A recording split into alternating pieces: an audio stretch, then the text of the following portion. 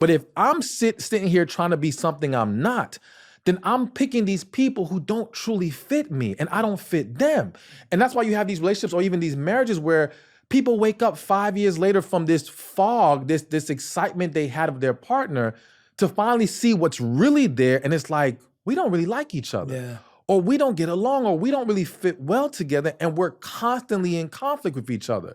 So if we would just first really put more energy into understanding who we are, accepting who we are, and then we can then realize who we need to pick that aligns with that, that would change the landscape. And not only would that change the landscape for so many people, it would allow us to stop letting situations drag on longer than they should. Because a lot of people, they meet someone, they really like them, but they can sense something's missing or something's off. But the problem with people is that they're being told, if you have this great person, you can't pass that up.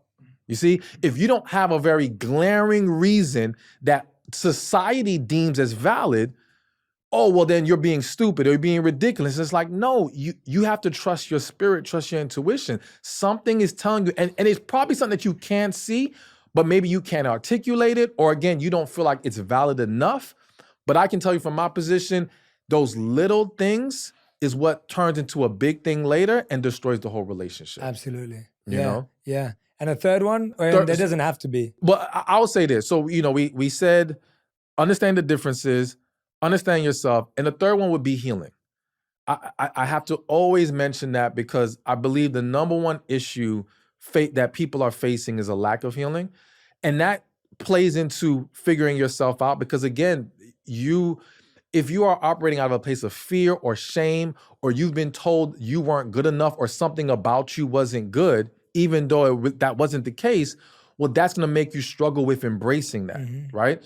And if you aren't healed and you're carrying all these negative perceptions of relationships, love, because a lot of people with their words say, I want love, but in reality, they're scared of it, all right? They fear being that vulnerable. So they actually subconsciously choose partners who don't make them too vulnerable, but they're good enough to be with, so to speak. Yeah. Which is what I call the safe choice. Some people hear me say the safe choice and they misunderstand what I'm saying.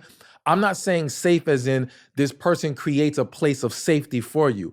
I'm saying this person doesn't take you to the true level of love, true vulnerability. You're able to have emotional control and manage the situation.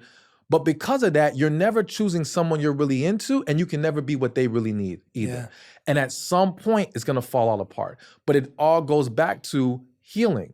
We've got to heal, and not just heal from the romantic relationships, from childhood trauma, from everything, because it all contributes to our struggle to connect with other individuals. Yeah, oh man, you said so many interesting things that I need to dissect now. So the first thing that came to my mind, especially about the accepting yourself, which I really like that idea of, rather than trying to just learn about yourself or rather than trying to transform yourself, there's an acceptance of like, who am I?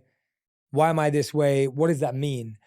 And I feel like in relationships, people are looking for someone who perfectly complements them or perfectly fits them, as opposed to this idea that, oh, that person accepts me for who I am and allows me to be who I am. So I always say this, I'm similar to you. I'm highly ambitious, really driven, love what I get to do. I would be the same as you if I took a month off. Like, I get that. Like, I relate to all of those things.